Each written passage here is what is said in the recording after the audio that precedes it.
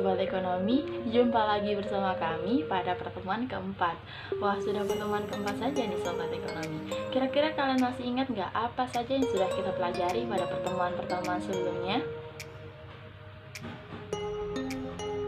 Iya, benar sekali. Pada pertemuan pertama, kita sudah mempelajari tentang sistem ketenagakerjaan. Pada pertemuan kedua, kita sudah mempelajari tentang teori upah. Pada pertemuan ketiga, kita sudah mempelajari tentang pengangguran. Wah, sudah banyak sekali ya materi yang sudah kita peroleh.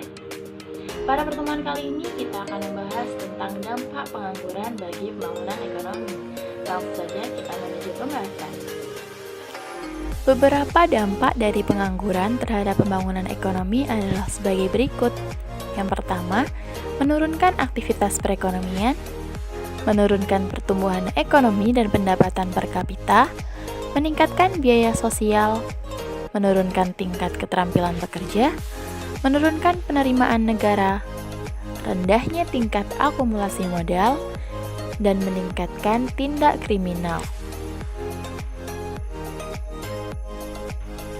Melihat adanya beberapa dampak negatif yang ditimbulkan dari adanya pengangguran, pemerintah harus melakukan tindakan dalam menanggulangi pengangguran tersebut. Tindakan tersebut dapat dilakukan dengan memperhatikan jenis pengangguran yang berbeda. Karena melihat adanya jenis pengangguran yang berbeda-beda, tentu akan lebih efektif jika cara menanggulanginya juga berbeda, bukan?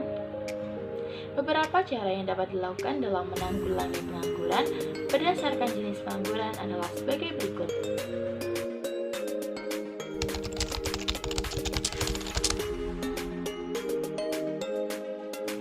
Yang pertama, cara mengatasi pengangguran struktural.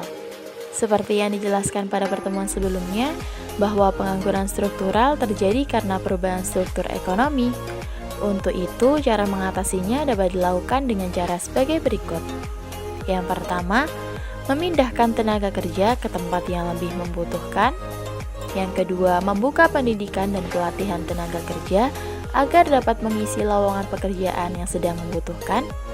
Yang ketiga, mendirikan industri dan proyek padat karya untuk menampung pengangguran. Yang keempat, meningkatkan perputaran modal dan tenaga kerja agar mampu menyerap pengangguran. Dan yang kelima, menyadarkan masyarakat akan pentingnya menguasai teknologi modern dalam rangka menyesuaikan diri dengan perubahan struktur perekonomian. Yang kedua adalah cara mengatasi pengangguran konjungtural atau siklikal. Kalian masih ingat tidak mengapa pengangguran konjungtural dapat terjadi? Ya, benar sekali. Pengangguran konjungtural terjadi karena naik turunnya kegiatan masyarakat yang diikuti oleh turunnya permintaan barang dan jasa. Untuk itu, untuk mengatasi pengangguran konjungtural dapat dilakukan dengan cara sebagai berikut.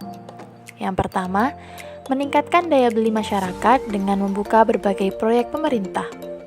Yang kedua, mengerahkan masyarakat agar menggunakan pendapatannya untuk membeli barang dan jasa sehingga permintaan akan naik. Yang ketiga, menciptakan teknik pemasaran dan promosi yang menarik agar masyarakat tertarik membeli barang dan jasa. Yang ketiga, ada cara mengatasi pengangguran friksional. Cara mengatasinya bisa dilakukan dengan menyediakan sarana informasi lowongan kerja yang cepat, proses yang mudah dan murah kepada pencari kerja, misalnya dengan menempelkan iklan loker di tempat umum secara rutin. Nah, Sobat Ekonomi, berikutnya ada cara mengatasi pengangguran musiman. Cara yang pertama dapat dilakukan dengan memberikan latihan keterampilan yang lain, contohnya menjahit, mengelas, sablon, dan bordir. Lalu yang kedua, dapat segera memberikan informasi bila ada lowongan pekerjaan di sektor lain. Nah, selanjutnya ada cara mengatasi pengangguran voluntary, yakni dengan memberikan motivasi bahwa dengan bekerja, maka kemakmuran akan bertambah dan status sosial bagi seorang yang bekerja akan meningkat. Nah, selanjutnya ada cara dalam mengatasi pengangguran teknologi. Apa aja sih? Yang pertama, yakni selektif dalam memilih teknologi. Dan yang kedua, meningkatkan peningkatan bidang teknologi.